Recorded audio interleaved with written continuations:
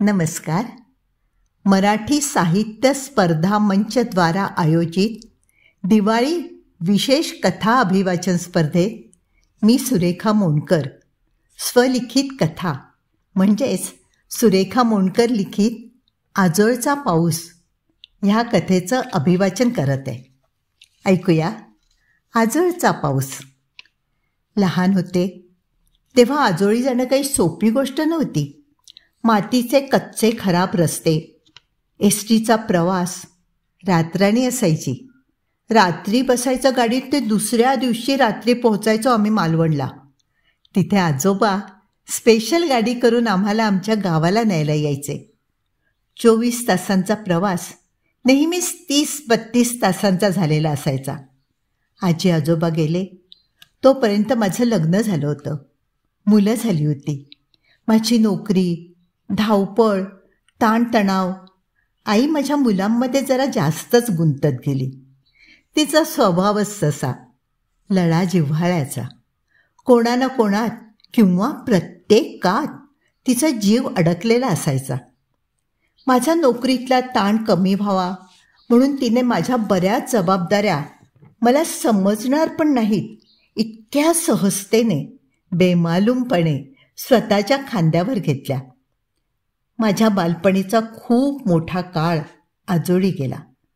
आमच्या शाळेच्या प्रत्येक मोठ्या सुट्टीत आई माहेरी जायची. भला मोठा वाडा, 3 स्तरात विभागली गेलेली प्रशस्त अंगणं, मागे एकरभर पसरलेली नारळी सुपारीची बाग, त्याला लागून जरा खालच्या स्तरावर थेट खाडीच्या काठाला जाऊन भिडलेली भातशेती, सड्यावर आंब्याच्या बागा, माडीवर सर्व खोल्या भरून लागलेल्या रसाळ आंब्याच्या आढ्या, गोठ्यात दुभत्या गाई म्हशी. समृद्ध आजोळ आहे माझं. गावसुद्धा देखणं, डोंगराच्या कुशीलाच गुडूप बिलगलेलं, लँडस्केपिंगचा उत्कृष्ट नमुना. माझं लग्न झाल्यावर एकदा आणि नंतर मुलं झाल्यावर देवीची ओटी भरायला गेले होते मी. आयुष्य इतकं तुफान वेगाने धावत होतं की शरीर, मन त्याच्याबरोबर फरफटत, कण्हत कुथत, कधी उसणं अवसान आणून तर कधी खऱ्या जोमाने धावतच होतं. आजोळ सतत ध्यानीमनी, स्वप्नी मुरून गेलं होतं. आनंद निधान होतं तरी जायला वेळ होत नव्हता. हल्ली मात्र काही वर्ष मामाचं बोलावणं येत होतं. आम्ही दोघे आता वृद्ध झालोत. सगळा व्याप झेपेनासा झालाय. थकली कुडी. नंदू आता आम्हाला इथे एकटं ठेवायला तयार नाही. आम्ही आहोत तोवर एकदा येऊन जा. माझं हो हो चाललं होतं. त्याचा निर्वाणीचा निरोप आला. सगळी आवराआवरी निर्वानिर्वी करून वर्षे अखेर नंदूकडे जात आहोत. काहीही करून ये. पुन्हा आमचं इथे येणं होणार नाही. डोळे तिकडेच मिटू. असं कर, मेमध्येच ये ना. घरचे आंबे, फणस, शहाळी, काजू तुझी वाट पाहतायत. मग मात्र मी हादरले. आपली माणसं कधीतरी आपल्याला कायमची सोडून जाणार आहेत ह्याची आपल्या मेंदूत नोंदच झालेली नसते. ते असतात तोपर्यंत आपण लहानच असतो आणि ते तरुण. मन ओढ घेत होतं. आजोळच्या गवताची पात, गडग्याचे चिरे, कौलातील काचेचं कौल, वृंदावनासमोरील निरांजन, विहिरीचं अथांग थंडगार पाणी, सर्व मला बोलावू लागलं. आठवणी दाटून आल्या. मग मात्र त्या मे महिन्यात मी गेलेच आजोळी. सरता मे होता. मामाने आवराआवर सुरू केली होती. तरीही डोळे दिपवणाऱ्या आंब्याच्या आढ्या होत्या. ओथंबून आलेली फणसाची झाडं होती. शहाळी, नारळ, सुपाऱ्या होत्या. मामा मामी थकले होते, पण मला पाहून त्यांचे चेहरे खुलले. पुन्हा इथे येणं नाही हे माझं अंतर्मन मला जाणवून देत होतं. ओळखीच्या एक ठिकाणी मी जात होते. ताता, मधुमामा, नारायण मामा, नाना मामा यांच्या घरी जाऊन आले. दिनेशबरोबर पुन्हा चुलीत भाजलेल्या आठळ्या खाल्ल्या. मुक्ता मावशीबरोबर पुन्हा लक्ष्मीनारायणाच्या मंदिराची घंटा घणघणा हात थकेपर्यंत वाजवली. एक दिवस दुपारचा चहा झाल्याबरोबर भगवतीला जायला निघाले. सोबत कुणी नकोच होतं मला. मी आणि माझ्या आठवणी, आजगावकरांची, खानोलकरांची, नायकांची घरं तशीच होती.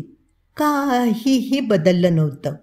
पण बहुसंख्य अवाढव्य घरं रिकामीच होती. अजूनही सावरीच्या झाडाखाली रेशनचं दुकान होतं, शंकुवाण्याचं दुकान. तसंच लाकडी जाळी मारलेलं होतं. भावईचं देऊळ मात्र नवं कोरं भव्य बांधलं होतं. समोरची गुरवांची वस्ती पण सुधारली होती. वाटेतला निखळ पाण्याचा झरा मुद्दाम वाकडी वाट करून तुडवत सोनटक्क्याच्या बनातली सापडतील तेवढी फुलं खुडत देवीचं दर्शन घेऊन थोडा वेळ तळ्यावर बसून वळले. पुजाऱ्यांची घरं ओलांडून जरा पुढे येते तो पाऊस टपटपायला लागला. हास ना भास, मे महिन्यात कसा काय पाऊस?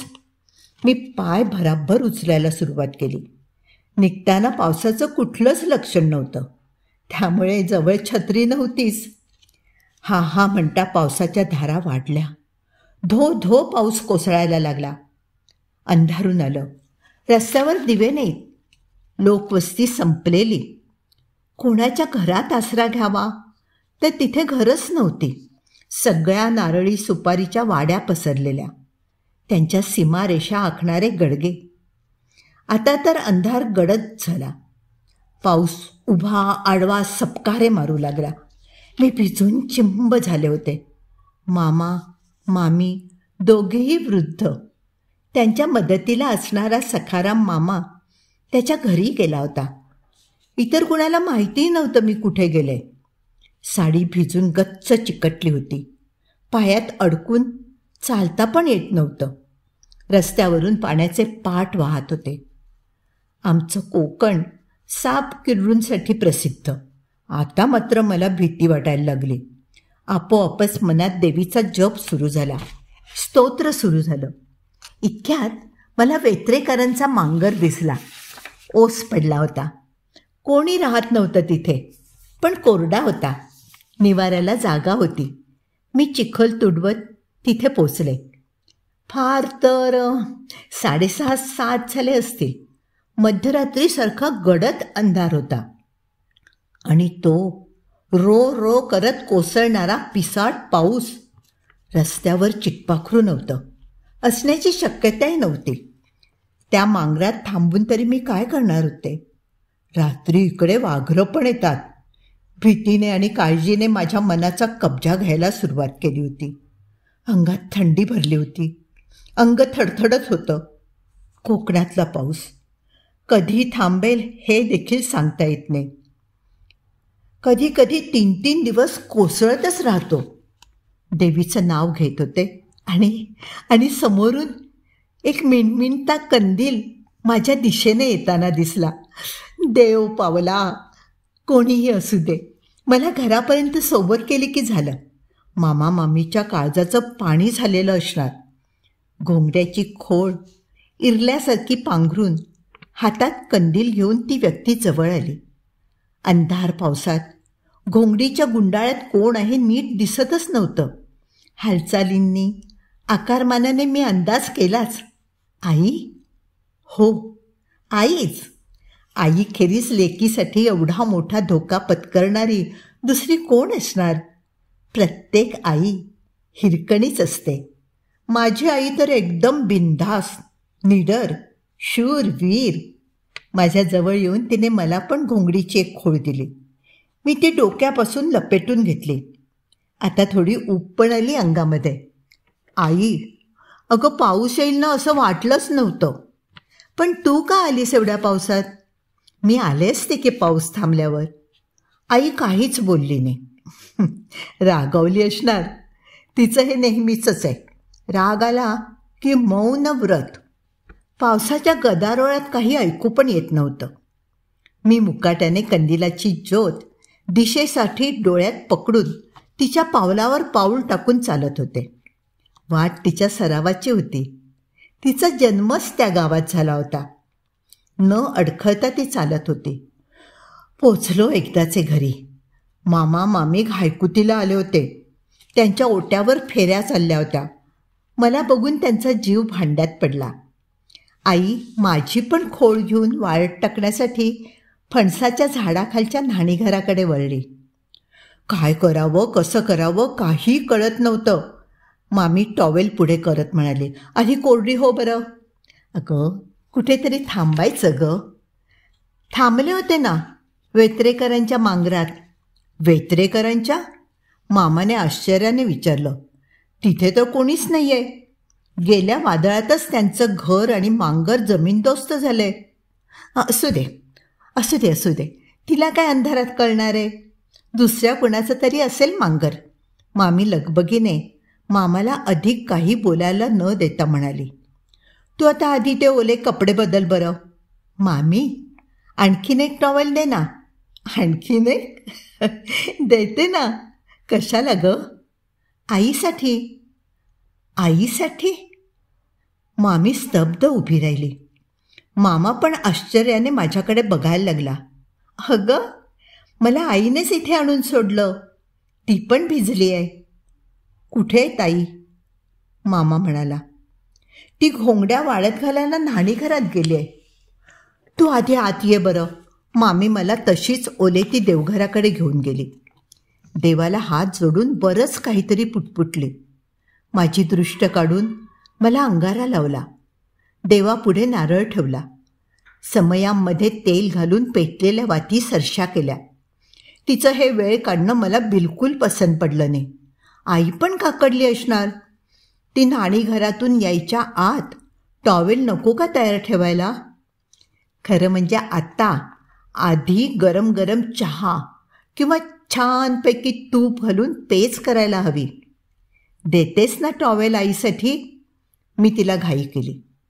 मामीने आपण ओली होऊ ह्याची पर्वा न करता मला जवळ घेतलं. मामा हळूवारपणे म्हणाला, राईला तुझ्या आईला जाऊन वर्ष झालं ग. माझ्या पायाखालची जमीनच सरकली. अंतःकरणात सतत भळभळणारी ती जखम. आणि असं कसं मला विस्मरण झालं. मी भानावर आले. पावसाचा दडपून टाकणारा आवाज, रस्त्यावरून वाहणारे लाल मातीचे प्रचंड लोट, मनात दाटलेली अनामिक धारदार भीती, काळ्या कुट्ट अंधारातला तो भयान एकटेपणा, अपरिचित स्थान, वाऱ्यावर स्वार होणाऱ्या झाडांचे ते श्वापदासारखे अक्राळ विक्राळ आवाज, ह्यामुळे माझं स्थलकालाचं भान बहुतेक सुटलं होतं. मेंदू बधीर झाला होता. विचारशक्तीवरच काहीतरी भानामती झाली होती. पण मला सोबतीला नक्कीच कोणीतरी आलं होतं. मुक्ता मावशी किंवा जिवल्या मावशी तर नाही ना? मला वाटतच होतं. पावसाच्या थेंबांनी कंदिलाच्या तापलेल्या काचेला तडा कसा जात नाहीये. कोण होती ती? कोण आहे ती? मी न्हाणीघराकडे शोधक नजरेने बघत धावले. माझ्या मागोमाग मामा आणि मामी. खुंटीवर घोंगडीच्या 2 खोळी लटकत होत्या, ओल्या चिंब झालेल्या. मी उंबरठ्यावर मटकन बसले. मनात विनवणी करत होते, आई आई, आयुष्यभर तू माझी काळजी घेतलीस. माझ्या मुलांची, तुझ्या जावयाची. आता नको ग माझ्यात जीव अडकवूस. निश्चिंत राहा. तू गेलीस आणि एकाएकी मी मोठी झाले, जबाबदार झाले. खरंच आई, मी आता मोठी झाले ग. मी मुसमुसत होते. मामा मामी माझ्या डोक्यावरून सांत्वनाचा हात फिरवत होते. खुंटीवर लटकणाऱ्या त्या घोंगडीच्या ओल्या खोळी वाऱ्याने हालत होत्या. फणसाच्या बुंध्याशी ठेवलेल्या कंदिलाच्या उजेडात भिंतीवर पडलेल्या त्यांच्या सावल्या दिलासा दिल्यासारख्या नाचत होत्या. पावसाचे शिंतोडे झेलणाऱ्या पेटत्या कंदिलाच्या गरम काचेला अजूनही तडा गेला नव्हता. कथा इथे संपली आहे. धन्यवाद.